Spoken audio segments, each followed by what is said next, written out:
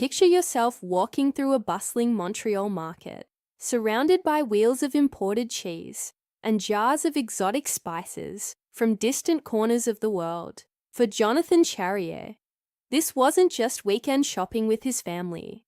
It was his first business school. Today, this Montreal entrepreneur has built Charrier Global Imports into a company serving over 300 boutique retailers across North America. But his journey began in those narrow market aisles of Jean-Talon Market. Growing up with a chef father and hospitality professional mother, Charrier learned early that food connects cultures.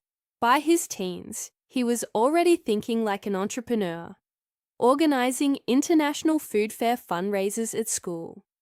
His academic path led him to HEC Montreal and an exchange in Lyon.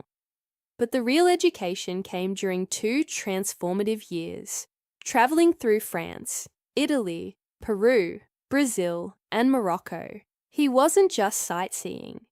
He was working alongside small producers, learning their craft, and discovering a consistent problem.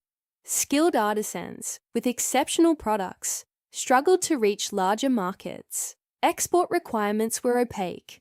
Logistics were complex.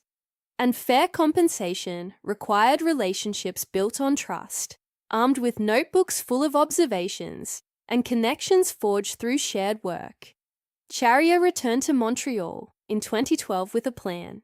He rented a modest warehouse in Mile End and launched with a carefully curated catalogue featuring olive oils from Provence, Moroccan spice blends, Peruvian alpaca scarves, and Brazilian cacao. He handled everything himself: customs paperwork, inventory management, even loading deliveries into his used Ford Transit van. What set him apart wasn't just the products, but the stories he could tell about their origins. Montreal's independent retailers responded enthusiastically to his approach. Word spread quickly among specialty shops about this young importer who understood both quality and provenance.